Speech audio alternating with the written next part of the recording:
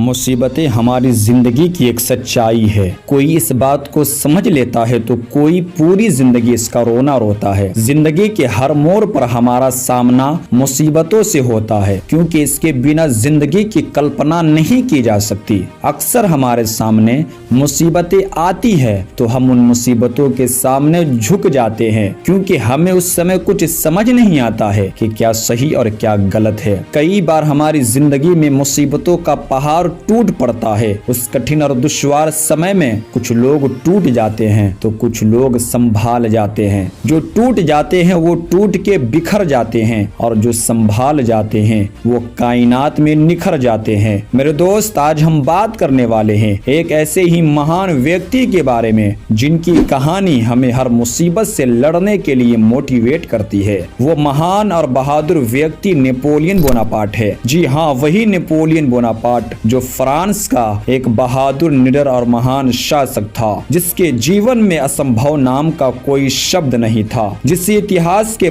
पन्नों पे संसार का एक महान विजेता और सेनापति के तौर पर लिखा गया है। नेपोलियन बोनापार्ट को जोखिम भरे काम करना अच्छा लगता था। एक मर्तबा उसने आल्प्स पहाड़ को पार करने का ऐलान किया। नेपोलियन बोनापार्ट के सिपाहियों ने आल्प्स पहाड़ की ऊंचाई और उसके कठिन रास्तों के बारे में सुना था, और सबको ये मालूम था कि आल्प्स पहाड़ को पार करना नामुमकिन है। जब नेपोलियन बोनापार्ट आल्प्स पहाड़ पर चढ़ाई करने के लिए निकला तो रास्ते पे उसे एक बुजुर्ग महिला मिली, जिसने नेपोलियन बोनापार्ट से कहा वो अपने सैनिकों को लेकर वापस लौट जाए, क्योंकि आज तक जिसने भी आल्प्स पहाड़ को पार करने की कोशिश की है वो जिंदा नहीं बचा है। ये सुनकर नेपोलियन बोनापार्ट के सैनिकों में और भी डर पैदा हो गया, लेकिन नेपोलियन बोनापार्ट इस बात से डरा नहीं, बल्कि अपना कीमती हीरो का हार उस बुजुर्ग महिला को देते हुए कहा, मुझे जोखिम भरे काम करना पसंद है